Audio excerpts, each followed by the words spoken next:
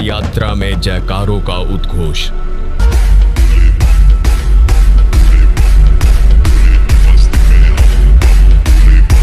बम बम के नारों से उमड़ता ये जोश। बम का नाम भी गुंडा, बम बम। क्या यही है भक्ति, आस्था और विश्वास, या फिर बम के नारों से हो रहा है भगवान शिव का उपहास? संत रामपाल जी महाराज हिंदू देवी देवता की पूजा क्यों छुड़वाते हैं? आखिर ब्रह्मा विष्णु महेश पर क्यों है तकरार? ब्रह्मा विष्णु महेश ये पूज्य नहीं है। संत रामपाल जी दिखा रहे सदग्रंथ बार बार। अब आपको दिखाते हैं श्री शिव पुराण के अंदर इतने ढेर सारे प्रमाण। मूर्ति पूजा मना करते हैं। मूर्ति बुरी नहीं, मूर्ति की पूजा गलत है। क्या है गलत और क्या है सही, मान्य होगा वही जो सदग्रंथों ने कही।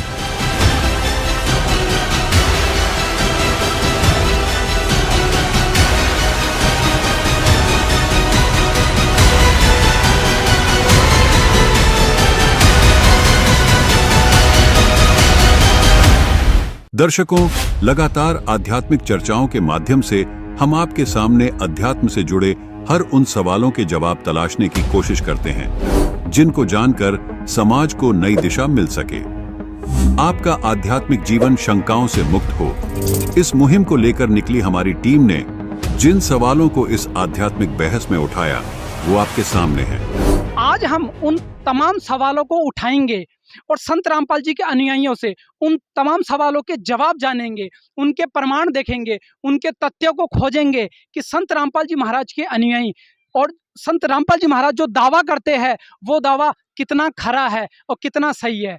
तो मेरे साथ यहाँ पर संत रामपाल जी महाराज के अनुयायी हैं एक तरफ, और दूसरी तरफ है कुछ हिंदू धर्म के धर्मी लोग जो यहाँ पर एक आध्यात्मिक डिबेट करने आए हैं। उन सभी सवालों को उठाने आए हैं जो अक्सर समाज के मन में चलता है, जो आप सबके मन में अक्सर जो सवाल होते हैं, उन सब सवालों के जवाब आज हम संत रामपाल जी महाराज के अनुयायियों से जानेंगे। तो सबसे पहले मैं शुरुआत करूंगा, एक एक करके सभी सवालों को हम पूछेंगे और इन अनुयायियों से सभी सवालों के हम जवाब जानेंगे। तो चलते हैं सबसे पहले कुछ हिंदू धर्म के लोगों के पास और उनसे उन सभी सवालों के बारे में पूछते और जानते हैं। देखा आपने, जय श्री राम के उद्घोष के साथ वो अपने यहाँ पर सवाल पुटअप करने जा रहे हैं, अपनी बात रखने जा रहे हैं। नमस्कार सर। नमस्ते जी। सर, आप संत रामपाल जी महाराज के अनुयायियों से उनकी भक्ति, उनके ज्ञान और आपके मन में जो भी डाउट है उसके लेकर आप उनसे क्या पूछना चाहते हैं? सर, हमारा पहला क्वेश्चन ये है कि संत रामपाल जी महाराज एक हिंदू संत होते हुए, हिंदू धर्म से बिलोंग करते हुए, उनके तमाम अनुयायी हैं, सभी हिंदू हैं, फिर भी संत रामपाल जी महाराज हिंदू देवी देवता की पूजा के लिए क्यों छुड़वाते हैं? दर्शकों, पहला सवाल इस आध्यात्मिक चर्चा में निकलकर सामने आया है कि संत रामपाल जी महाराज हिंदू धर्म में पूजे जाने वाले देवी देवताओं की पूजा क्यों छुड़वाते हैं, जबकि ये भी खुद हिंदू हैं। क्या संत रामपाल जी महाराज ने धर्म बदल लिया है या फिर ये नास्तिक हो गए हैं? ऐसी बहुत सारी शंकाएं आपके मन में भी आ रही होंगी, लेकिन हमारी रिसर्च में जो निकलकर सामने आया उसे जानकर आप चौंक जाएंगे। सबसे पहले आपको ऐसी कुछ वीडियो क्लिप्स दिखाते हैं जिनको सुनकर हर किसी को यही लगेगा कि संत रामपाल जी महाराज देवी देवताओं की साधना छुड़वा रहे हैं। ये ब्रह्मा विष्णु महेश, रजगुण ब्रह्मा जी, सतगुण विष्णु, तमगुण शिव जी, इनकी पूजा नहीं करनी चाहिए। ब्रह्मा विष्णु महेश ये पूज्य नहीं है। पूज्य मीन ये पूजने योग्य नहीं है, भक्ति इष्ट रूप में इनकी भक्ति करने योग्य नहीं है। ब्रह्मा विष्णु महेश, रजगुण ब्रह्मा, सतगुण विष्णु, तमगुण शिव जी जो इनकी पूजा करते हैं वो कभी मुक्ति प्राप्त नहीं कर सकते। दर्शकों, ये वीडियो देखने के बाद तो हर कोई यही कहेगा कि संत रामपाल जी महाराज देवी देवताओं की पूजा करने से मना करते हैं, यहाँ तक कि देवी देवताओं को मानने से भी इनकार करते हैं। क्या वास्तव में ऐसा ही है या सच कुछ और है? आज संत रामपाल जी महाराज के हर शब्द की गहराई को मापेंगे और इस सवाल की तह तक जाएंगे कि आखिर सच है क्या। दर्शकों, हमारी टीम ने तमाम धार्मिक शास्त्रों को खंगाला, संत रामपाल जी महाराज की पुस्तकों को जांचा और उनके वीडियो देखे। आखिरकार हमें इस सवाल का जवाब मिल ही गया, जो सवाल शंका रूपी कांटा बनकर आपके मस्तिष्क में चुभ रहा था। दर्शकों, हमारे मन में भी कुछ ऐसे ही सवाल चल रहे थे कि आखिर अपने हर वक्तव्य में शास्त्रों की बात करने वाला कोई संत देवी देवताओं को मानने से कैसे इनकार कर सकता है। अपनी हर दूसरी वीडियो में गीता जी खोलकर दिखाने वाला संत आखिर कैसे देवी देवताओं को छुड़वा सकता है। इन सब सवालों का जवाब खोजने में कामयाब रही हमारी टीम ने जो रिपोर्ट पेश की, वो आपके सामने है। सवाल था, क्या संत रामपाल जी महाराज देवी देवताओं की पूजा छुड़वाते हैं?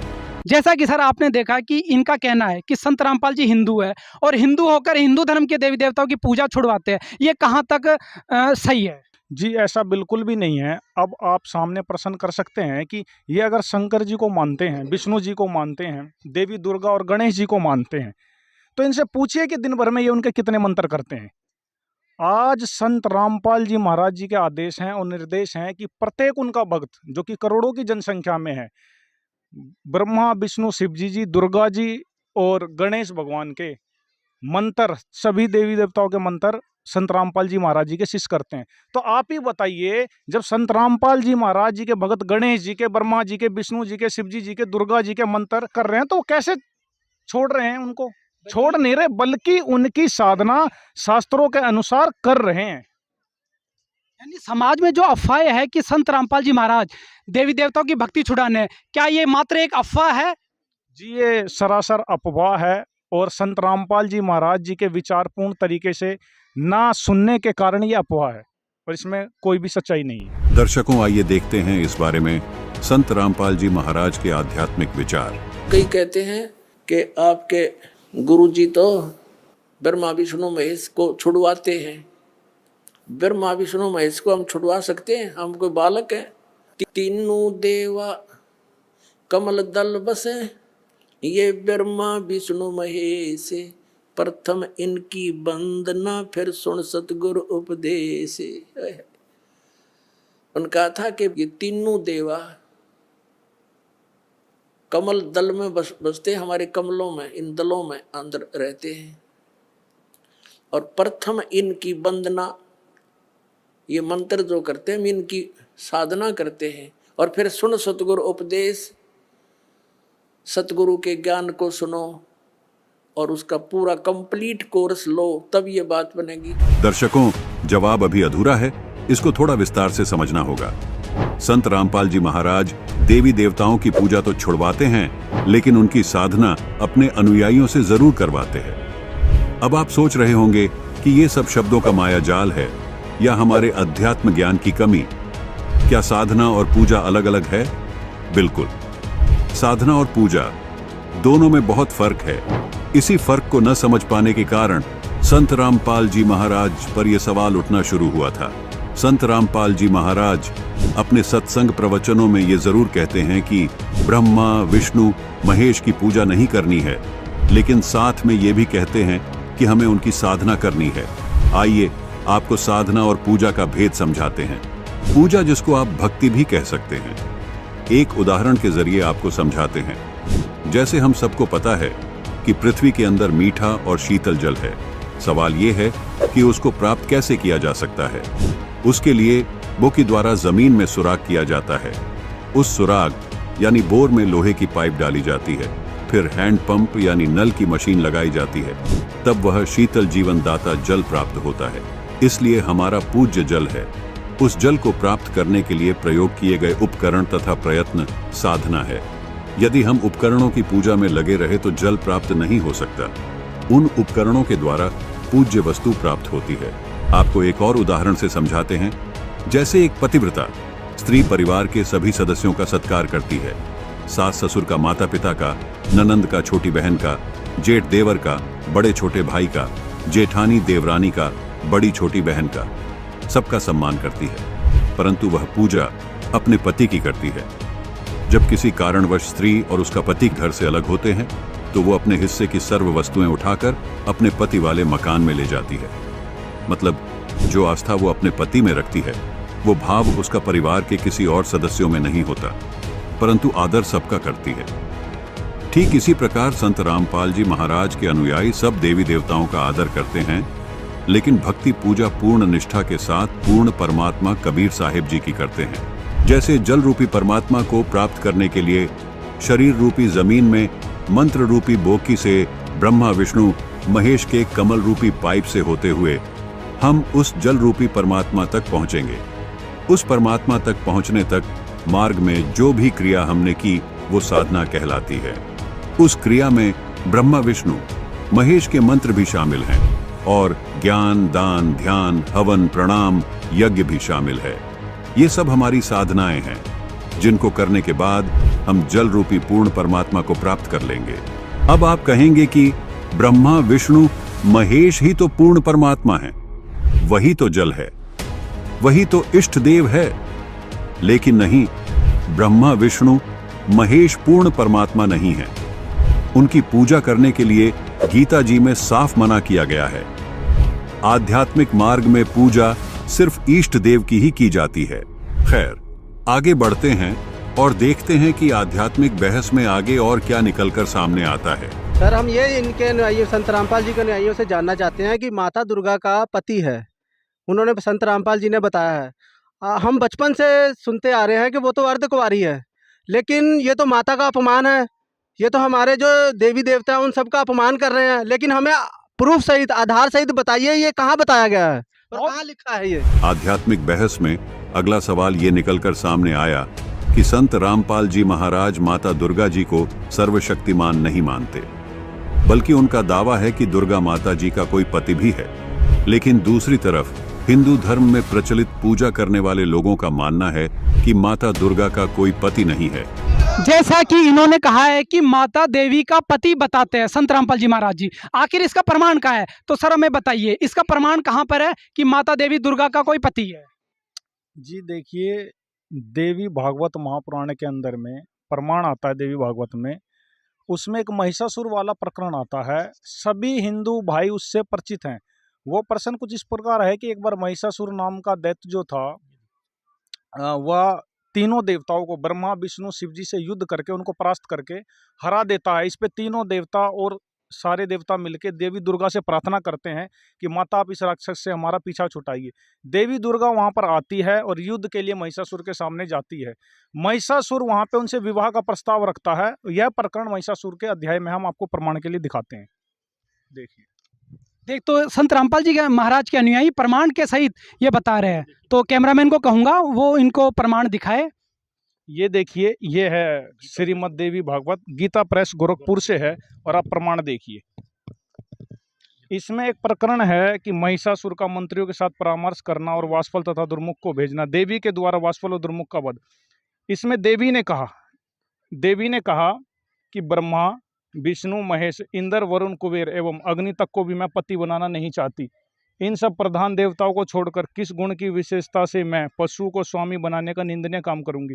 मैं पति को वर्ण करने वाली स्त्री नहीं, मेरे शक्तिशाली पतिदेव विराजमान है, मेरे शक्तिशाली पतिदेव विराजमान है। अब ये प्रमाण आप सबके सामने है। ये 18 पुराणों में से एक है। इसको सभी हिंदुस्तान में सभी हिंदू भाई बहन इसको सर्वप्रथम मानते हैं। क्या इससे ऊपर है इनका ज्ञान? क्या ये कोई आधार नहीं है? अब इससे ऊपर ये आधार किसको मानते हैं? अगर इसको भी नहीं मानते तो फिर इनका ज्ञान का आधार क्या है और ये किससे डिबेट करेंगे, क्या चर्चा करेंगे? दर्शकों, आइए देखते हैं इस बारे में संत रामपाल जी महाराज के आध्यात्मिक विचार। अपनात्मा, आपके समक्ष इतने ढेर सारे प्रमाण इकट्ठे करके दिखा करके तब ये मन स्वीकार करेगा, इस अज्ञान से हटेगा और ज्ञान को ग्रहण करेगा। अब आपको दिखाते हैं श्री शिव पुराण के अंदर जो कि ये दुर्गा इन तीनों की माँ है, ब्रह्मा विष्णु महेश की, और ये सदा शिव रूपी काल जो है, काल रूपी ब्रह्म, ये इनका पिता है। देखिए शिव पुराण गीता प्रेस गोरखपुर से प्रकाशित, केवल हिंदी वाली में। ये इसके हम आपको, ये गीता प्रेस गोरखपुर से प्रकाशित है। इसमें ब्रह्मा जी बता रहे हैं अपने पुत्र नारद को, ये संस्कृत शिव पुराण पृष्ठ 98 पे है। नीचे से अपने पुत्र नारद की यह बात सुनकर लोक पितामह ब्रह्मा वहाँ इस प्रकार बोले। ये 99वें पृष्ठ पर है और ये रुद्र संहिता का 6वां अध्याय है। ब्रह्मा जी ने कहा, ब्रह्मन देव शिरोमणे, तुम सदा समस्त जगत के उपकार में लगे रहते हो। तुमने लोगों के हित की कामना से बहुत उत्तम बात पूछी। ये सब बताते हुए कि सृष्टि की रचना किसने की, यहाँ आ जाते हैं। जिस परब्रह्म के विषय में ज्ञान और अज्ञान से पूर्ण उक्तियों द्वारा इस प्रकार विकल्प किए जाते हैं, उसने कुछ काल के बाद, कुछ समय के बाद द्वितीय की इच्छा प्रकट की। उसके भीतर एक से अनेक होने के संकल्प उदित हुए। तब उस निराकार परमात्मा ने अपनी लीला शक्ति से अपने लिए एक मूर्ति की कल्पना की। और जो मूर्ति रहित परम ब्रह्म है, उसकी मूर्ति कौन है? ये 100 पृष्ठ पर पढ़ रहे हैं हम, 100 पृष्ठ पे भगवान सदाशिव हैं। ये काल है सदाशिव। अर्वाचीन और प्राचीन विद्वान उन्हीं को ईश्वर कहते हैं। उस समय एकाएकी रहकर स्वेच्छा अनुसार विहार करने वाले उन सदाशिव ने अपने विग्रह से, अपने शरीर से स्वयं ही एक स्वरूप भूता शक्ति की सृष्टि की, जो उनके अपने श्रीअंग से कभी अलग होने वाली नहीं थी। उस पराशक्ति को प्रधान प्रकृति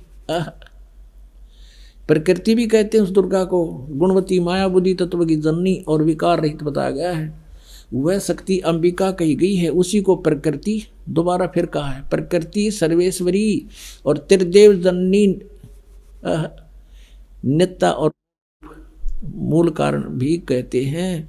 सदाशिव द्वारा प्रकट की गई उस प्रकृति के 8 भुजाएं, ये प्रकृति दुर्गा को कहते हैं। कति स्पष्ट हो गया।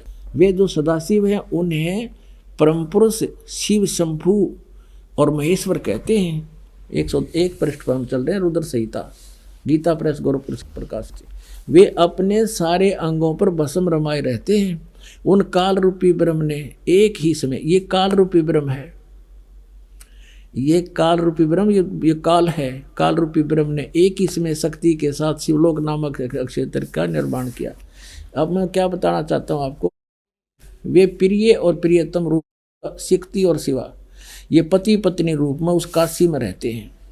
देव से एक समय उस आनंद मन में रमण करते हुए शिवा और शिव के मन में यह इच्छा हुई कि किसी दूसरे की पुरुष की भी सृष्टि करनी चाहिए, जिस पर यह सृष्टि संचालन का महान भार रखकर हम दोनों केवल काशी में रहकर स्वेच्छा अनुसार विचरें और निर्वाण धारण करें। ऐसा विचार करके, निश्चय करके, शक्ति सहित सर्वव्यापी परमेश्वर शिव ने अपने वाम भाग से 10वें अंग पर अमृत मल दिया, यानी दुर्गा के साथ पति पत्नी व्यवहार किया, जिससे वहाँ एक पुत्र की उत्पन्न हुई, एक पुरुष प्रकट हुआ, उसका नाम के रखा। ये 102 पृष्ठ पर ये रुद्र संहिता। शिव बोले, वत्स, व्यापक होने से तुम्हारा विष्णु नाम विख्यात हुआ। ये यहाँ 6वां अध्याय खत्म होगा रुद्र संहिता का। और 7वें में भगवान ब्रह्मा जी कहते हैं, देवर से तत्पश्चात कल्याणकारी परमेश्वर सांब सदाशिव ने पूर्वोत प्रयत्न करके मुझे अपने दाहिने अंग से उत्पन्न किया।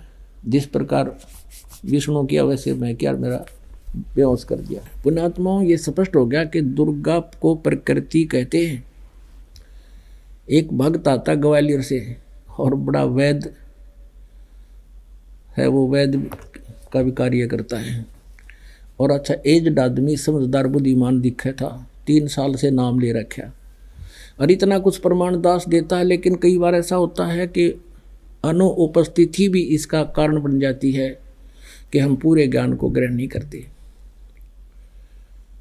तो उसने कहा एक दिन, 2 वर्ष नाम ले रखा था, उसके बाद कहता है कि आप गलत कहते हो। एक पत्र लिख कर दिया कि आप गलत कहते हो, दुर्गा को प्रकृति नहीं कहते, मैं नहीं मानता।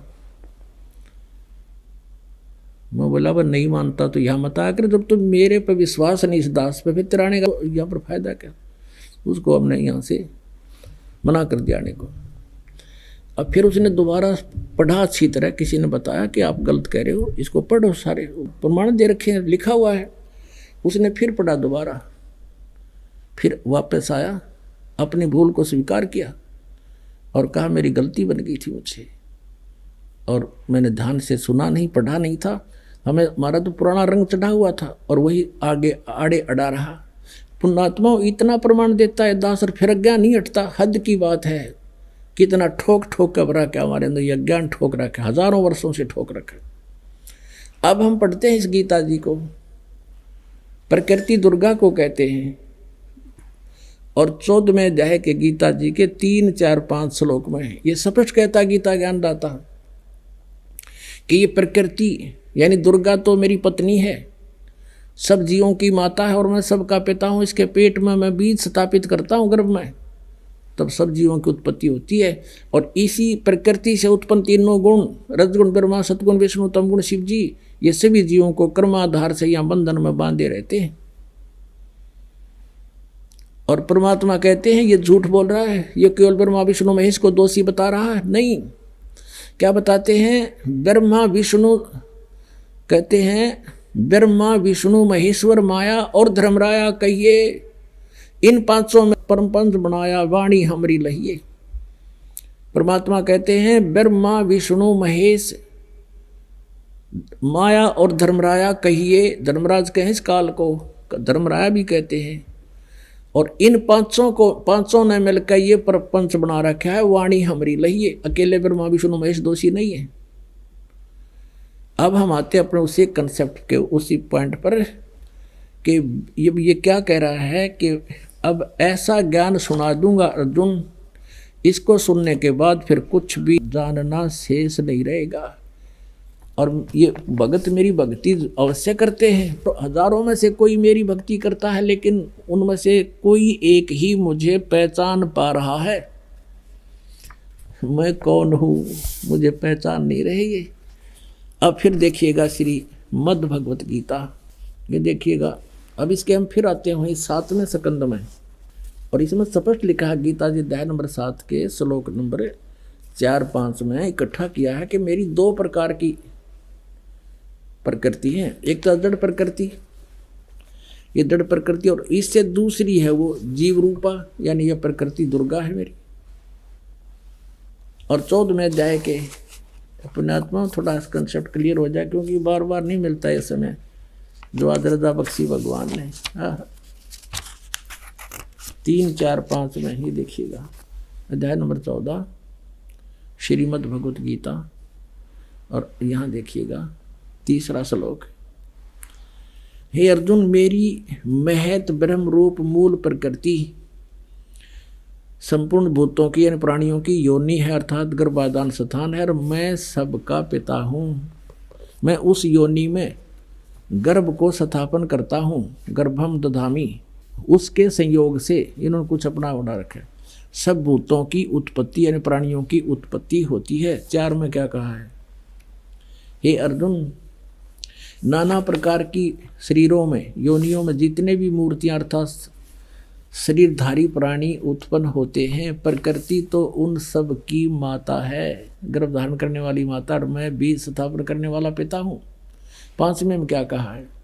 हे अर्जुन, सतगुण रजगुण और तमगुण ये प्रकृति से उत्पन्न, दुर्गा से उत्पन्न, प्रकृति संभवा, रजगुण ब्रह्मा, सतगुण विष्णु, तमगुण शिव जी, दुर्गा से उत्पन्न तीनों गुण अविनाशी जीव आत्मा को शरीर में बांधते हैं। ये कहेंगे तो ये रोक रहे हैं तीनों, ब्रह्मा विष्णु महेश कर्मानुसार, और परमात्मा कहते नहीं, ये 5 मिलकर प्रपंच बना रखा है, हमारी बात को समझ लेना, इनकी बातों में मत आना। अब परमात्मा कहते हैं कि इन 5 ने मिलकर ब्रह्मा विष्णु महेश माया दुर्गा और ये काल कहिए, इन 5 ने मिलकर ये प्रपंच बना रखा है, वाणी हमारी लहिए। हमारे ज्ञान को गहराई से समझना। दर्शकों, अभी आपको सूक्ष्म वेद से भी प्रमाणित करते हैं कि ब्रह्मा विष्णु महेश की उत्पत्ति काल यानी ब्रह्म और दुर्गा के संयोग से हुई है, जिससे ये स्वतः सिद्ध हो जाएगा कि दुर्गा और काल यानी ब्रह्म पति पत्नी हैं। देखिए प्रमाण। धर्मदास ये जग बोराना, कोई न जान पद निर्वाणा, यही कारण मैं कथा पसारा, जग से कहिए वो राम नियारा। ये नाम गलती से लिखा है, मिसप्रिंट है। यही ज्ञान जग जीव सुनावो, सब जीवों का भरम नसाओ, अब मैं तुमसे कहूँ चिताई त्रिदेवन की उत्पत्ति भाई। तीनों देवता ब्रह्मा विष्णु महेश की जन्म बताता हूँ कैसे हुआ।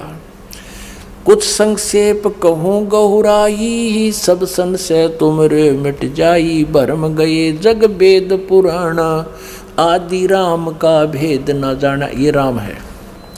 ज्ञानी सुने सो हृदय लगाई, मूर्ख सुने तो गम न पाई। माँ अष्टंगी पिता निरंजन, ये जम दारुण वंशन अंजन। पहले कीन निरंजन राई, पीछे से माया उपजाई। माया रूप देख अति शोभा, देव निरंजन तन मन लोभा। काम देव धर्मराय सताए, देवी को तुरंत धर खाई। पेट से देवी करी पुकारी, साहेब मोहे करो उभारी। टेर सुनी सतगुरता आए, अष्टंगी के बंध छुड़वाए। यहाँ वास्तविकता यह है कि टेर सुनी तहाँ हम आए, परमात्मा कहते हैं अष्टंगी के बंध छुड़वाए। धर्मराय को हिकमत कीना, नखरेखा से भग कर लीना। धर्मराय करे भोग विलासा, माया को रही तब आशा। यानी दुर्गा प्रेग्नेंट होगी। 3 पुत्र अष्टंगी जाए, ब्रह्मा विष्णु शिव नाम धराए। ओए होए। 3 पुत्र अष्टंगी दुर्गा ने पैदा किए शिव काल के संयोग से, और ब्रह्मा विष्णु और शिव नाम धराए। 3 देव विस्तार चलावे, इनमें ये जग धोखा खावे। पुरुष गम कैसे के पावे, काल निरंजन जग भरमावे। 3 लोग अपने सुत दीन्या, सुन निरंजन बासालीन्या। 3 देव सो उनको ध्यावे, निरंजन का वह पार न पावे। ये अलख निरंजन बड़बट पारा, 3 लोग जीव करे आहारा। ब्रह्मा विष्णु शिव नहीं बचाए, सकल खाए पुन धूर उड़ाए। जैसा कि संत रामपाल जी महाराज के अनुयायियों ने अभी देवी पुराण से ये सिद्ध किया और प्रमाण दिखाया कि माता देवी का पति है, वो ब्रह्मा विष्णु महेश से भी ऊपर उनका कोई परम पुरुष है जो उनके पतिदेव है। और अभी इस प्रमाण को उन्होंने प्रमाण करके दिखाया। तो सर आप क्या कहना चाहोगे? अभी संत रामपाल जी महाराज के अनुयायियों ने आपके उस प्रश्न का जवाब दिया कि माता देवी का पति है, क्या आज से पहले आपको ये पता था कि माता का कोई पति है? नहीं जी, हमें नहीं सर मालूम। आपको अभी इन्होंने प्रमाण सहित दिखाया कैमरे पर, तो आपका क्या राय है? क्या आप मानते हो कि जो पुराणों में लिखा है वो हिंदू धर्म के लिए सर्वमान्य है? देखो, जो प्रमाण दिखाया उसके आधार पे तो मानना पड़ेगा। दर्शकों, संत रामपाल जी महाराज ने जिन शास्त्रों का हवाला दिया वह हिंदू धर्म के प्रमाणित शास्त्र हैं। उन्होंने जो प्रमाण दिए उनसे ये स्पष्ट हो जाता है कि ब्रह्म यानी काल भगवान यानी सदाशिव का देवी दुर्गा के साथ अभेद संबंध है। इन्हीं दोनों के संयोग से तीनों देवताओं की उत्पत्ति हुई है, जिनको ब्रह्मा विष्णु महेश कहा जाता है। आइए अब आगे देखते हैं कि इस आध्यात्मिक ज्ञान चर्चा में क्या होता है। मेरा भी इनसे एक सवाल है सर। ये हिंदू धर्म में जो देवी देवताओं की मंदिरों में मूर्ति बनाकर पूजा आराधना की जाती है, वो संत रामपाल जी महाराज उसके लिए बिल्कुल मना करते हैं, फिर तो वो हिंदू विरुद्ध हुए ना। आध्यात्मिक ज्ञान चर्चा में अब एक और महत्वपूर्ण सवाल निकलकर सामने आया। संत रामपाल जी महाराज मूर्ति पूजा का विरोध करते हैं, मंदिर जाने से मना करते हैं। क्या ये सब हिंदू धर्म के विरुद्ध नहीं है? तो सर हमें बताइए, जैसा कि इनका प्रश्न है कि संत रामपाल जी महाराज मूर्ति पूजा को और मंदिर पूजा को छुड़वाते हैं, आखिर सनातन में तो मूर्ति पूजा का ही सबसे मुख्य उल्लेख है। देखिए, हमारे गुरुजी मूर्ति पूजा को ये नहीं कहते कि ये गलत है। हमारे गुरुजी ये कहते हैं कि आप इस मूर्ति पे ही अगर दृढ़ हो जाओगे, उसी में आस्था बना के रख लोगे, वो आदर के लिए तो ठीक है, उसकी याद के लिए तो ठीक है, उससे याद बनती कि हाँ विष्णु जी हैं, ये गुण युक्त हैं, तो लेकिन सिर्फ मूर्ति पे ही आधारित हो जाने से वो लाभ हमको विष्णु जी नहीं देंगे। उदाहरण के लिए, अगर कोई बच्चा अपने बुक में देखता है आ से आम, तो आम को देख के, फोटो देख के, चित्र देख के उसको ये तो पता लगता है कि आम है, खाने वाली वस्तु है, उसके गुणों के बारे में उसको जानकारी हो जाती है। लेकिन अगर वो फोटो पे ही दृढ़ हो जाए, उसी पे अगर वो आस्था कर ले और अगरबत्ती, धूप बत्ती, फूल और घंटी बजाने लगे और बैठ जाए हट करके कि मैं आम लूंगा, तो इस तरीके से तो देखो उसको आम मिलने से रहा। तो संत रामपाल जी महाराज जी बताते हैं कि भाई आम लेने के लिए आपको अलग से कमाई करनी पड़ेगी, फिर आप बाहर मंडी में जाओ, आम लेके आओ, फिर आप उस फोटो को रखो या फिर मत रखो, आपको वो आम वाले गुण जो हैं आम आपको प्राप्त हो जाएगा। ठीक इसी प्रकार जो हमारे भाई साहब कह रहे हैं मूर्ति पूजा के बारे में, हमारे गुरुजी कहते हैं कि उनकी फोटो देख के आपको उनकी याद तो बनी रहेगी, लेकिन आपको वो लाभ नहीं दे सकते उस मूर्ति से। आपको वो जो लाभ है गुरु बना के उनके यथार्थ मंत्र के जाप करने से वो लाभ आपको ऑटोमेटिक प्राप्त होगा। फिर आप चाहे मूर्ति रखो या ना रखो, उसका कोई प्रयोजन नहीं रह जाता। जैसा कि अनुयायियों ने बताया कि संत रामपाल जी महाराज मूर्ति पूजा को मना नहीं करते, अपितु मूर्ति पर ही आश्रित होना और मूर्ति के साथ कर्मकांड पूजा करने को मना करते। इसी का आधार गीता और वेदों का उन्होंने दिया है। दर्शकों, आइए देखते हैं इस बारे में संत रामपाल जी महाराज के आध्यात्मिक विचार। पहले हमारे को किसी ने कुछ भगवान बता दिया, एक मिट्टी का रख दिया कोई खिलौना सा, ये तेरा भगवान, हमने वो ही मान लिया, क्योंकि हमें परमात्मा की चाह थी, आज भी है। अब जैसे मूर्ति रख दी भगवान की, श्री कृष्ण जी की, विष्णु जी की, तो हमने स्वीकार कर लिया। विष्णु जी के गुणगान उन्होंने सुनाए, हमें मान लिया। कहाँ से सुनाए उन्होंने विष्णु जी और ब्रह्मा शिव जी के गुणगान, गुण कहाँ से सुनाए? विष्णु पुराण से विष्णु जी के, शिव पुराण से शिव जी के। तो किसी ने बताया कि ये भगवान की मूर्ति है, इसी की पूजा से तेरा मोक्ष हो जाएगा, हमने वो भी शुरू कर दिया। तो ये भूल थी, ये गलत था। मूर्ति बुरी नहीं, मूर्ति की पूजा गलत है। मूर्ति का होना अनिवार्य है। मूर्ति से हमें प्रेरणा मिलती है। जैसे हम किसी सूरवीर की मूर्ति देखते हैं, चित्र देखते हैं, और उनके गुणों से हम परिचित होते ही हैं, तो गुणों से परिचित होने से उसकी मूर्ति देखते ही हमारे अंदर भी वैसा ही भाव बन जाता है। जैसे हम सेब की मूर्ति देखते हैं, आम का चित्र देखते हैं, आम की मूर्ति देखते हैं, तो हमारे अंदर उसके गुणों का ज्ञान होते ही उसको पाने की भी इच्छा बढ़ जाती है।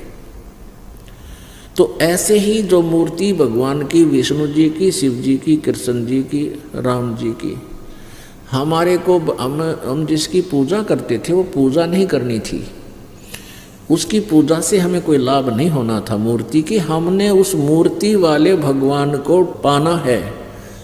उस मूर्ति वाले भगवान को पाने से हमें उसके गुणों का, उन गुणों का गुण प्राप्त होंगे, उससे लाभ प्राप्त होगा। जैसे आम की मूर्ति है, सेब की मूर्ति है, हमने उस मूर्ति की पूजा से कोई लाभ नहीं होगा। वो तो इतना ज्ञान करा देगी कि ये सेब है, ये आम है, ये मीठा होता है, इसके ये गुण हैं। अब मूर्ति वाले सेब को ढूंढना पड़ेगा, ओरिजिनल को, तब हमारा पेट भरेगा। तो कबीर परमात्मा जी मूर्ति के विरोधी नहीं थे, मूर्ति पूजा के विरोधी थे। इन ढीठ लोगों ने हमें इतना रूढ़िवादी बना दिया कि हम केवल मूर्ति की ही उसी का घंटी बंटी बजा कर उसके तिलक तिलक ला के श्रृंगार करने में लगे रहते। इतना उसके श्रृंगार में लग गए, इतना ठीक है, खराब हो रही हो तो पोछा मार दे, कपड़ा साफ करके प्रणाम करो मूर्ति को, क्योंकि भगवान को उस मूर्ति को प्रणाम कर, परमात्मा को प्रणाम होता है। ये श्रद्धा हमारी बनती है, भाव बनता है। लेकिन पूजा और सत्कार में अंतर होता है, पूजा और सत्कार में बहुत अंतर होता है। तो ऐसे हमने पूजा नहीं करनी, सत्कार करने से हमारे अंदर विनम्रता बनी रहेगी। भगवान सामने दिखाई दें जैसे मूर्ति है और सामने भगवान ही आ जाए तो हमारा ऐसे ही भाव रहे जैसे मूर्ति नहीं, ये परमात्मा आखड़े हुए। लेकिन लाभ मिलेगा भगवान से ही। वो मिलेगा कैसे परमात्मा? उसके पाने की वे ऑफ वर्शिप गीता जी में बहुत अच्छी वर्णित है। जैसे गीता जी अध्याय नंबर 8 के श्लोक नंबर 13 में कहा, गीता ज्ञानदाता ब्रह्म कहता है मेरी पूजा करनी है, मेरा केवल एक ओम मंत्र है, बस, नथिंग एल्स। और 8वें अध्याय के 3 श्लोक में जिस परम अक्षर ब्रह्म के बारे में बताया है उसकी पूजा करनी है, तो 17वें अध्याय के 23वें श्लोक में कहा कि ओम तत्सत इति निर्देश है ब्रह्म त्रिविध समर्थ है। उस परमात्मा के यानी परम अक्षर ब्रह्म के पाने का ओम तो सीधा ही क्लियर है, स्पष्ट है, और तत् और सत ये दोनों सांकेतिक गुप्त हैं। ये दास बताएगा, वास्तविक ये कोड वर्ड है। तो ओम और तत् ये 2 अक्षर मिलकर के सतनाम बन जाता है। ये सतनाम कोई जाप करने का नहीं है। और ये ओम ब्रह्म का जाप है, ये तत्व सांकेतिक जो दास बताता है, जिसको सतनाम प्राप्त है उनको पता है। ये परब्रह्म का जाप है, यानी अक्षर पुरुष का जाप है। और सत्य ये परम अक्षर ब्रह्म का जाप है, यानी ये गुप्त है, ये कोड वर्ड है, ये दास बताएगा। हमने उस परमात्मा को पाना है, मूर्ति से कोई लाभ नहीं होगा। हमने उस परमात्मा को पाना है जिसकी हम खोज कर रहे हैं। दर्शकों, संत रामपाल जी महाराज ने बड़े ही साधारण और सरल तरीके से समझाया कि मूर्ति पूजा करने से भगवान नहीं मिलेगा, बल्कि उस महापुरुष द्वारा बताई गई भक्ति साधना करने से लाभ मिलेगा। तो सर आप भी बताइए, आपका क्या प्रश्न है? मेरा प्रश्न है संत रामपाल जी महाराज का अनुयायी से।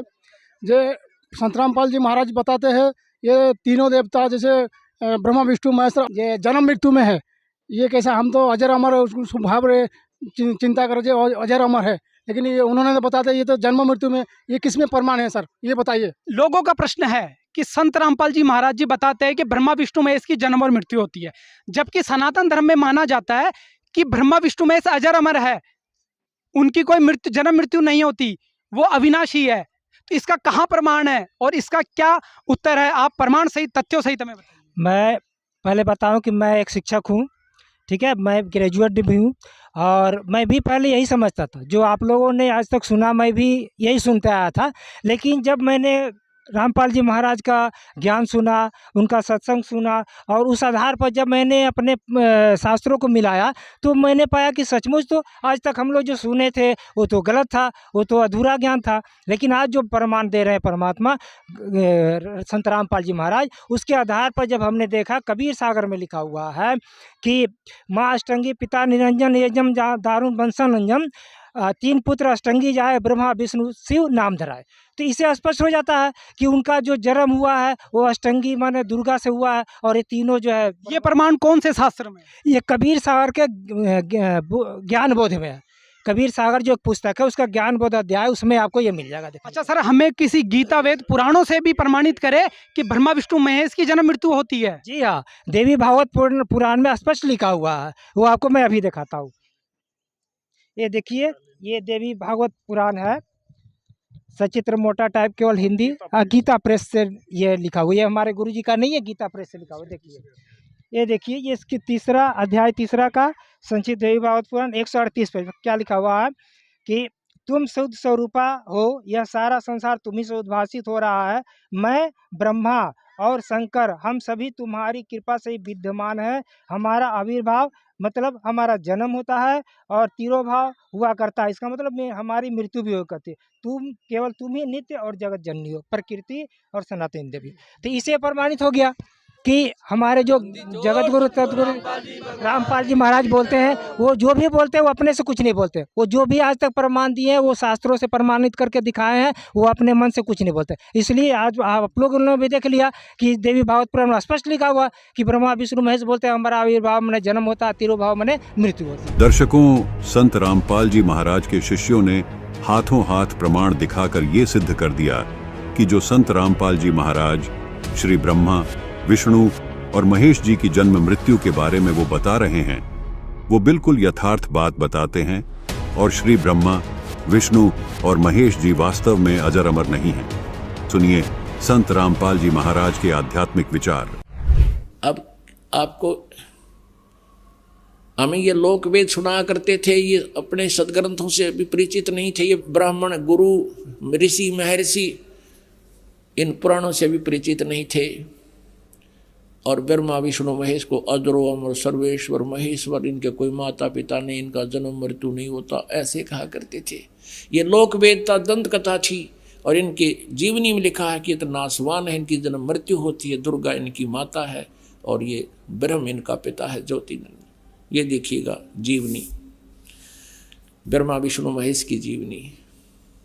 ये वही देवी भागवत गीता प्रेस गोरखपुर से प्रकाशित, संपादक हनुमान प्रसाद पोदार चिमनलाल गोस्वामी। और देखना इस पे 123 पृष्ठ पे, तीसरा स्कंद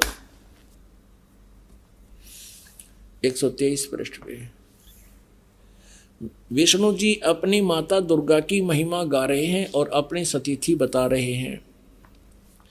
तुम शुद्ध स्वरूपा हो, ये सारा संसार तुम्ही से उद्भासित हो रहा है। मैं ब्रह्मा विष्णु, मैं माने विष्णु, ब्रह्मा और शंकर, हम सभी तुम्हारी कृपा से विद्यमान हैं। हमारा आविर्भाव मन जन्म, तिरोभाव मन मृत्यु हुआ करता है। केवल तुम ही नित हो, जगत जननी हो, प्रकृति और सनातनी देवी हो। ये प्रकृति शब्द भी याद रखना, आपका गीता जी में काम आएगा। जब 14वें अध्याय में दास आपको बताएगा कि प्रकृति से उत्पन्न तीनों गुण, रजगुण ब्रह्मा, सतगुण विष्णु, तमगुण शिव जी, ये जीव को कर्मानुसार फंसाए रखते हैं। प्रकृति माने दुर्गा।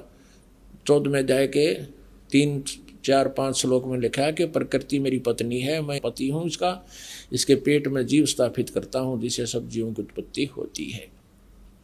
विष्णु जी कह रहे हैं कि मैं ब्रह्मा और शंकर, हम सभी तुम्हारी कृपा से विद्यमान है। हमारा आविर्भाव मन जन्म, तिरोभाव मन मृत्यु हुआ करता है। केवल तुम ही नित हो, जगत जननी हो, प्रकृति और सनातनी देवी हो। इसी का समर्थन भगवान शंकर कहते हैं। भगवान शंकर बोले, देवी यदि महाभाग विष्णु तुम्ही से प्रकट हुए हैं यानी उत्पन्न हुए हैं, तो उनके बाद उत्पन्न होने वाले ब्रह्मा भी तुम्हारे ही बालक हुए। फिर मैं तुमको लीला करने वाला शंकर क्या तुम्हारी संतान नहीं हुआ? इति सिद्धम के ब्रह्मा विष्णु महेश नासवान है, दुर्गा इनकी माता है। मुझे भी उत्पन्न करने वाली तुम ही हो शिवे। संपूर्ण संसार की सृष्टि करने में तुम बड़ी चतुर हो। इस संसार की सृष्टि, स्थिति और संहार में तुम्हारे गुण सदा समर्थ हैं। उन्हीं तीनों गुणों से उत्पन्न हम ब्रह्मा विष्णु एवं शंकर नियमा अनुसार कार्य में तत्पर रहते हैं। इससे सिद्ध हो गया रजगुण ब्रह्मा, सतगुण विष्णु, तमगुण शिव जी। और ये केवल नियमित काम कर सकते हैं, जैसा वर्क डन, इसमें कोई परिवर्तन ये नहीं कर सकते। इस पवित्र पुराण के इन चंद पंक्तियों ने ये स्पष्ट कर दिया, 4 कंसेप्ट क्लियर कर दिए। एक तो ये है कि ब्रह्मा विष्णु महेश नासवान, इनकी जन्म मृत्यु होती है। दूसरा ये हो गया कि दुर्गा इनकी माता है। तीसरा ये हो गया कि रजगुण ब्रह्मा, सतगुण विष्णु, तमगुण शिव जी है। और चौथा ये हो गया कि ये केवल जैसा जिसने कर्म किया है उतना ही आपको दे सकते हैं, उसमें कोई परिवर्तन नहीं कर सकते। तो ये कॉन्सेप्ट भी यहाँ पर प्रमाण के साथ, तथ्यों के साथ क्लियर हुआ कि ये भी जन्म और मरण में है। दर्शकों, चलिए आगे बढ़ते हैं और देखते इस खास ज्ञान चर्चा में आगे और क्या सवाल जवाब होते हैं। मैं संत रामपाल जी के अनुयायी से मैं ये पूछना चाहता हूँ कि ये जो बताते हैं कि मतलब जो शिव जी को जो कांवड़ लेके जाते हैं, फिर जल चढ़ाते हैं, फिर व्रत करने के लिए बोलते हैं, ये बोलते ये गलत है। तो बताइए कहाँ प्रमाण लिखा हुआ है कि ये गलत है, शिव जी को जा करके जल चढ़ाना? अच्छा, आपका कहने का मतलब है सनातनी पूजाओं को मना करते हैं। तो ये बताइए कि ये कहाँ दिखाया गया प्रमाण कि ये करना गलत है? तो हमें बताइए, शिव जी को जल चढ़ाना या व्रत करना, जो मतलब सालों भर से मैं ये चीज़ कर रहा हूँ, शिव जी को जल चढ़ाना, फिर कांवड़ लेके कांवड़ जाना जो है ये करता हूँ। लेकिन बताए ये लोग बता रहे हैं कि जो है कि ये गलत है। कहाँ गलत है? मुझे प्रमाण दिखाए। बहुत ही अच्छा इन्होंने प्रश्न किया है कि संत, आपसे मैं इनका उत्तर जानना चाहूंगा कि ये कह रहे हैं कि संत रामपाल जी महाराज जी कावड़ लाने को, शिवलिंग पर जल चढ़ाने को, व्रत उपवास करने को मना करते हैं। आखिर ये सनातनी पूजाओं को मना करने का क्या कारण है? देखिए, मेरे बड़े भाई ने बहुत ही अच्छा क्वेश्चन पूछा है कावड़ यात्रा के बारे में। और ये जो क्वेश्चन है इसका किसी भी सदग्रंथ में, अपने गीता में, वेद में, पुराण में कहीं भी कोई प्रमाण नहीं है कि भाई आप मतलब कावड़ लाओ, शिवलिंग पे जल चढ़ाओ, व्रत रखो, ये कहीं भी प्रमाण नहीं है। क्या ये गीता में प्रमाण नहीं है? गीता में भी नहीं है सर जी, वेद में भी नहीं है, ये कोई प्रमाण नहीं है कहीं पे भी। तो क्या बिना प्रमाण की भक्ति है अभी सनातन धर्म में चल रही है? बिल्कुल सर जी, बिना प्रमाण की भक्ति चल रही है।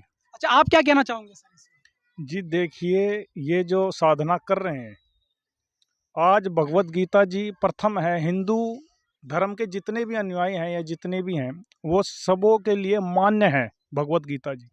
उसमें 18 अध्याय 700 श्लोक लिखे गए हैं। अगर इनकी साधना इतनी ही यथार्थ है और ये परंपरागत करते हुए आ रहे हैं, तो उसका कहीं तो प्रमाण होता। भगवत गीता में 18 अध्याय बोले गए, किसी एक श्लोक में तो होता कावड़ लाने के बारे में, व्रत करने के बारे में, तीर्थों पे जाने के बारे में। वेद में और भगवत गीता जी में, जो कि चारों वेद का सारांश भगवत गीता जी है, उसमें कहीं पे भी 700 श्लोक में किसी एक भी श्लोक में जो ये साधना कर रहे हैं इसके बारे में कहीं पे नहीं लिखा। इससे पता चलता है कि ये शास्त्र अनुकूल साधना नहीं है। अगर शास्त्र अनुकूल साधना नहीं है तो इसका प्रमाण भी कहीं गीता में होगा, किसी श्लोक में या किसी मंत्र में? जी बिल्कुल। गीता के अध्याय 16 के श्लोक नंबर 23 और 24 में लिखा गया है कि उसमें भगवान अर्जुन को कह रहे हैं कि आपके लिए क्या भक्ति कर्म करने योग्य है और क्या नहीं करने योग्य है, इसके लिए ये शास्त्र ही प्रमाण है। शास्त्र हमारी भगवत गीता जी है जो चारों वेद का सारांश है। दर्शकों, सवाल बड़ा ही रोचक है। क्या करोड़ों शिव भक्त जो कावड़ लेकर आते हैं, शिवलिंग पर जल चढ़ाते हैं, वो गलत है? संत रामपाल जी महाराज का और उनके शिष्यों का कहना है कि ये मनमानी साधना है जिसका शास्त्रों में कोई प्रमाण नहीं है। क्या वास्तव में कावड़ लाने का कोई प्रमाण नहीं है? क्या ये मनमानी भक्ति है? सवाल तो ये भी है कि ये भक्ति है भी या नहीं, क्योंकि कावड़ लाने की जो परंपरा है वो कब और कैसे शुरू हुई ये अलग विषय है। कावड़ लाना और शिव पर जल चढ़ाना जो वर्तमान में ट्रेंड बन चुका है, उस पर एक नजर डालते हैं। कांवड़ यात्रा के रास्ते और डीजे बजाने को लेकर बरेली में जमकर बवाल हुआ। पत्थरबाजी करते कांवड़िए। हरियाणा और यूपी के डाक कांवड़ियों में आगे निकलने की मामूली बात को लेकर रुड़की के समीप मंगलोर में उस समय संघर्ष हो गया जब दोनों गुट हरिद्वार से गंगा जल भरकर अपने अपने गंतव्यों को वापस जा रहे थे। इस संघर्ष में हरियाणा के डाक कांवड़ियों ने यूपी के डाक कांवड़ियों की लाठी डंडों से जमकर पिटाई कर डाली, जिसमें यूपी के मुजफ्फरनगर जनपद के सिसोली गांव निवासी कार्तिक नाम के एक कांवड़िए की मौत हो गई। दोपहर बाद की घटना है। दिल्ली के मोती नगर में एक कांवड़िए की कांवड़ में कार टच हो गई, कांवड़ का जल बिखर गया। हाँ, तो फिर कांवड़िए गुस्से में आकर डंडे चलाने लगे। थोड़ी देर में कांवड़ियों की भीड़ लग गई और गाड़ी का सत्यानाश कर दिया। हरिद्वार की रुड़की में एक शिव भक्त की कावड़ खंडित होने के बाद जमकर बवाल हुआ। कावड़ियों ने चालक के साथ जमकर मारपीट की। इसके बाद कार में तोड़फोड़ की और उसे पलट दिया। यही नहीं, कुछ कावड़िए तो कार को आग लगाने पर भी आमादा हो गए। दर्शकों, इन तस्वीरों को देखकर तो हर कोई यही कहेगा कि ये भक्ति साधना नहीं है, ये केवल और केवल मनमाना आचरण है। जो गंगा भगवान की जटाओं से होकर गुजरती है, उस जल को आप मंदिर में शिवलिंग पर चढ़ाने से मोक्ष प्राप्त करना चाह रहे हैं, और इस बीच जो भगवान की भक्ति के नाम पर देखा जा रहा है, ये भी किसी से छिपा नहीं है। जबकि गीता अध्याय 16 श्लोक 23 और 24 में इस प्रकार की साधनाओं को शास्त्र विरुद्ध आचरण बताया है। आइए देखिए इस विषय पर संत रामपाल जी महाराज के आध्यात्मिक विचार।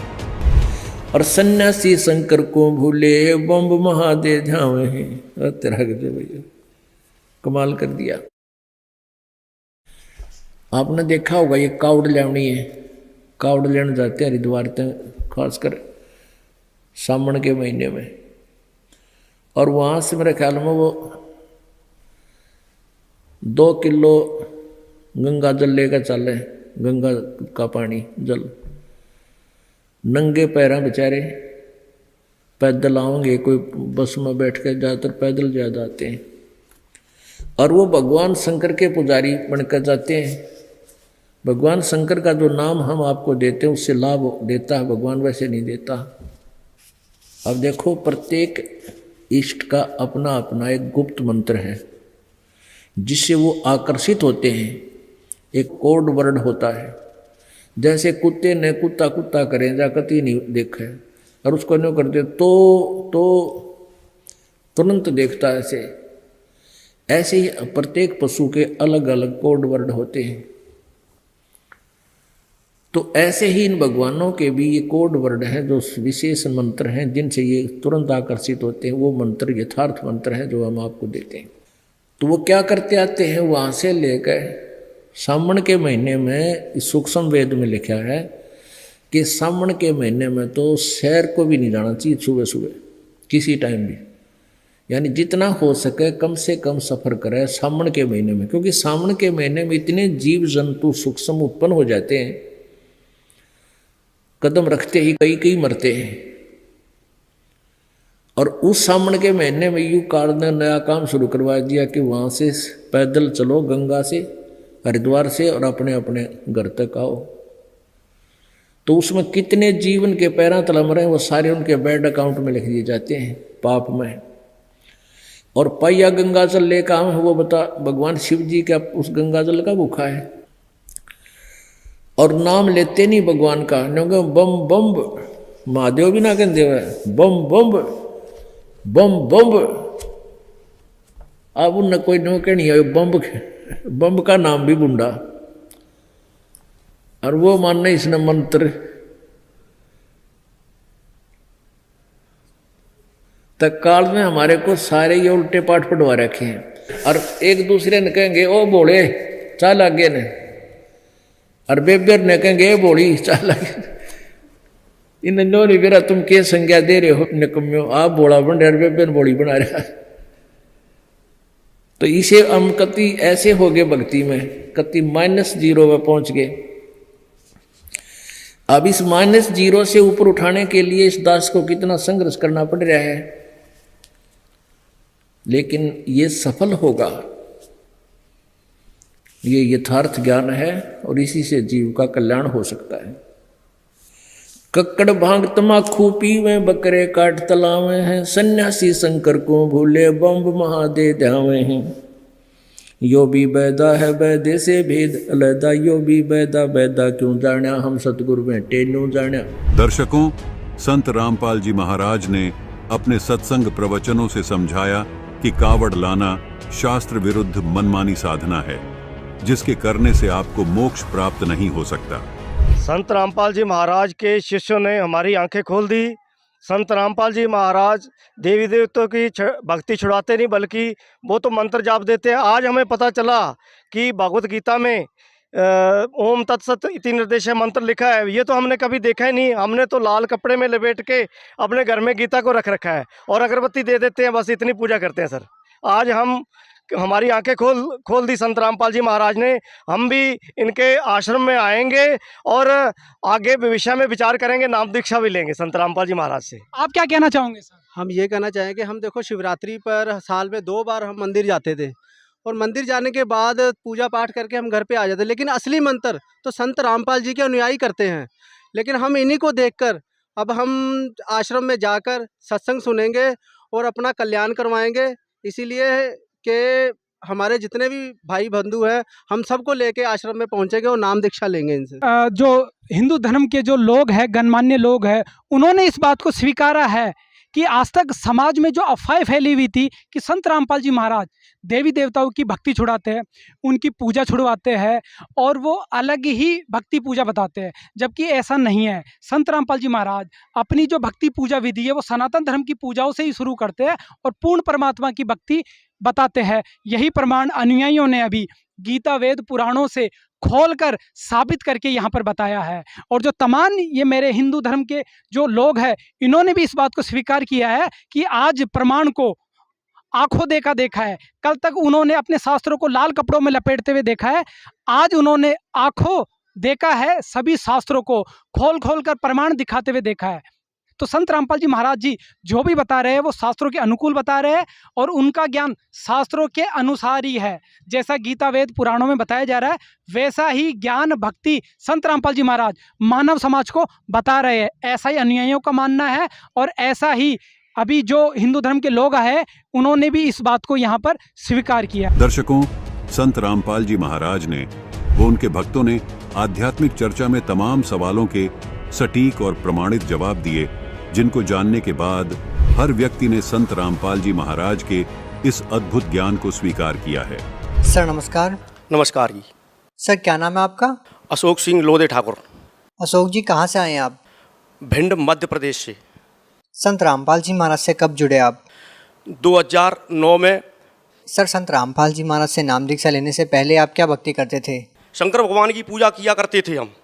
शंकर भगवान की पूजा करने में हम शंकर भगवान की जो शिवलिंग होता है उस पर दारू चढ़ाया करते थे और स्तोत्र बोला करते थे।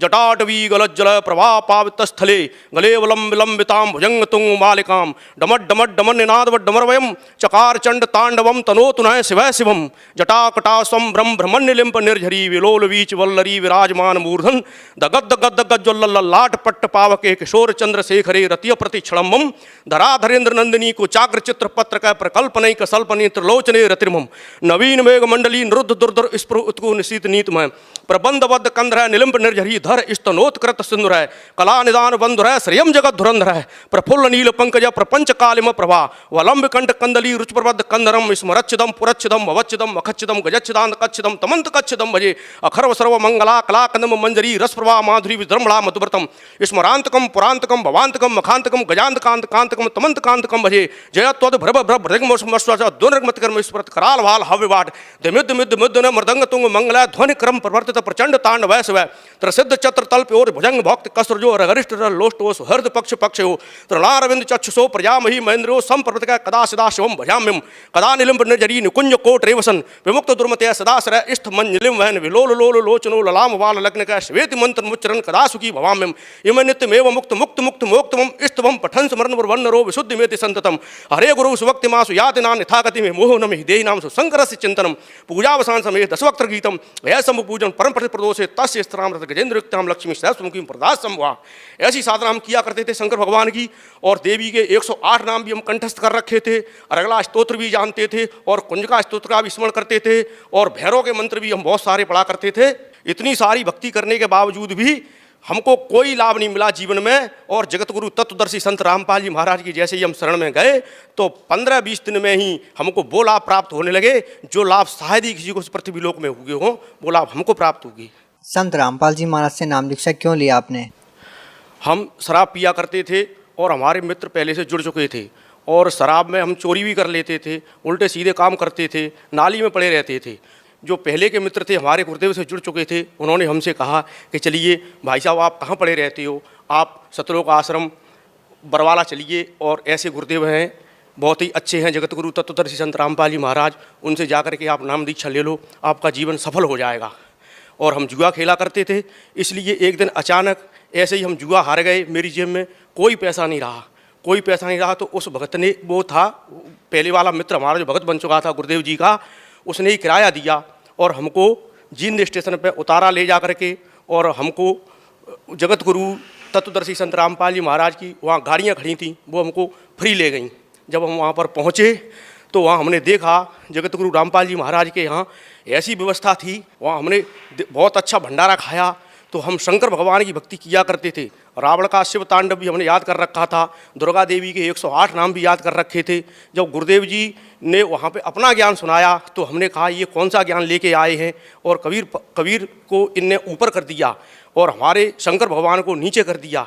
जब हमने वहाँ पर देखा और समस्त शास्त्रों को अपने घर पे आकर के मिलाया जो गुरुदेव जी कह रहे थे, और वो पुस्तक एक पहले चलती थी भक्ति सौदागर को संदेश, जगत गुरु तत्वदर्शी संत रामपाल जी महाराज की, उस भक्ति सौदागर संदेश में जो लिखा था उसको हमने समस्त शास्त्रों से मिलाया। समस्त शास्त्रों से मिला करके तो हमने कहा वो तेरा भला परमात्मा आए हुए हैं जगत गुरु तत्वदर्शी संत रामपाल जी महाराज, ये ज्ञान तो कभी किसी ने नहीं दिया, ये ज्ञान दे रहे हैं जगत गुरु, तो इन्हीं की शरण में रहने से हमको बहुत अच्छा लाभ होगा। और बीड़ी पुड़िया तम्बाकू खाने से सारे हमारे दांत खराब हो गए थे और हृदय में भी दर्द हुआ करता था, क्यों हम सिगरेट पीते थे, गांजा भी पी लेते थे लोगों के साथ में। और जगत गुरु तत्वदर्शी संत रामपाल जी महाराज की बदौलत वो सारे व्यसन हमारे छूट गए, और ऐसी भक्ति मिली कि समस्त शास्त्रों का प्रमाण देख करके और हमने जगत गुरु तत्वदर्शी संत रामपाल जी महाराज की भक्ति करी, तो भक्ति से हमको बहुत सारे लाभ प्राप्त होने लगे। हम आपसे ये जानना चाहेंगे कि संत रामपाल जी महाराज से नाम दीक्षा लेने के बाद आपको क्या क्या लाभ मिले? जगत गुरु तत्वदर्शी संत रामपाल जी महाराज के हमें नाम दीक्षा लेने के बाद हमको क्या क्या लाभ प्राप्त हुए, उनकी हम गणना आपको गिनाएं तो यहाँ बहुत ही कम पड़ जाएगी। प्रथम तो हमको एक बार जब हमको दूसरा नाम परमात्मा ने दे रखा था जगत गुरु तत्वदर्शी संत रामपाल जी महाराज ने, तो एक बार हमको क्या हुआ कि करंट लग गया। मैं घर पे चक्की चलाता हूँ, आटा चक्की, तो आटा चक्की में से हमको जैसे ही करंट लगा, करंट लगने से हम पट्टे में लपट गए, और पट्टे में जैसे ही हम उसमें अंदर चले गए तो हमारा ये कान और हमारी ये हड्डी अस्थि पंजर सब हमारे टूट गए। मैंने सब, मेरी रोटी भी जो खाना खाया था वो भी मेरा बाहर निकल आया। तो मैंने कहा परमात्मा अब तो हम यहाँ से जाने वाले हैं, परमात्मा अगर आप चाहते हो जन्म मरण से मुक्ति दिलाना चाहते हो तो हमने सतनाम का स्मरण किया, परमात्मा आप हमको यहाँ से पार कर ले चलो, अब तो बस यहाँ जी लीजिए। हमारा पूरा घर नामदानी हो चुका था, अमृत जल डाला गुरुदेव जी का और जो प्रसाद देते वो खिलाया, तो हमारी अमृत जल डालने से हमारी जो है सांसें लौट आई। तो परमात्मा यहाँ कहते हैं कि वह अपने कोष से, वेदों में प्रमाण है कि वह परमात्मा अपने कोष से अपने भक्त की आयु भी बढ़ा देता है। तो उन्होंने हमारी आयु भी बढ़ा दी और भक्ति बरकरार रखने के लिए हमको जीवन दान दिया परमात्मा ने। अब हम इससे ज़्यादा क्या कहें। जगत गुरु तत्वदर्शी संत रामपाल जी महाराज परमात्मा के रूप में आए हुए हैं। सर, हम अपने बच्चा छोटा था हमारा, तो वह भक्ति कम करता था। नाम उपदेश तो उसने ले लिया था, लेकिन भक्ति पर उसका दिमाग कम लगता था। तो मोटरसाइकिल से जा रहा था, जीन्स का पैंट पहने हुए था। तो अचानक हम भक्ति ज़्यादा करते हैं, घर पे अपने लगे रहते हैं, तो कुछ लोग, वो छोटा बच्चा था तो वह ज़्यादा जो है कहता था, पापा जी आप भक्ति करते रहते हो। तो अब वो एकदम मोटरसाइकिल, उसका ऐसा एक्सीडेंट हुआ, उसका पैंट पूरा जीन्स का फट गया, पूरा जीन्स का पैंट फटा। परमात्मा ने अध पर ले लिया। लौट करके आके कहने लगा, पापा जी आपके गुरुदेव जी ने तो आज हमको बचा लिया। जगत गुरु तत्वदर्शी संत रामपाल जी महाराज परमात्मा के रूप में आए हुए, अब हम भी भक्ति किया करेंगे। तो छोटा बच्चा भी लाइन पे आ गया और उसको जो जीवन दान परमात्मा ने दिया। एक जीवन दान हमारा बड़ा बच्चा रायपुर में रहता है, तो मोटरसाइकिल से जा रहा था अपने सेठ की से। तो मेरे बच्चा जो है मोटरसाइकिल से, बड़ी मोटरसाइकिल थी, उससे ऐसा गिरा कि ऐसी कट थी, इतनी भयंकर कट थी कि कहने लगा कि पापा जी पता नहीं है हमको वहाँ परमात्मा ने कैसे ले जाके बिठा दिया उस, वो पुलिया कहते हैं, पुलिया में भीतर, और मोटरसाइकिल चूरमा बन गई। और चूरमा बनने के बाद मेरे बड़े बच्चे को भी परमात्मा ने जो है जीवन दान दिया। जगत, हाँ, नशा करता था वो छोड़ दिया, और सारे व्यसनों से हमारे समाज में जो हमको बुरी दृष्टि से देखते थे, वो लोग अच्छी दृष्टि से देखने लगे कि अशोक सिंह नरवरिया अब आलमपुरा गांव का बहुत ही सुधर चुका है, और बहुत ही जगत गुरु तत्वदर्शी संत रामपाल जी महाराज के शरण पहुंचने के बाद इसको बहुत सारे लाभ हो रहे हैं। सर, भगत समाज को क्या संदेश देना चाहेंगे? जगत गुरु तत्वदर्शी संत रामपाल जी महाराज परमात्मा के रूप में इन्हीं के चोले में आए हुए हैं, और इनसे नाम दीक्षा लें और अपना जीवन कृतार्थ करवाएं, जन्म मरण रूपी इस रोग से मुक्ति पाएं।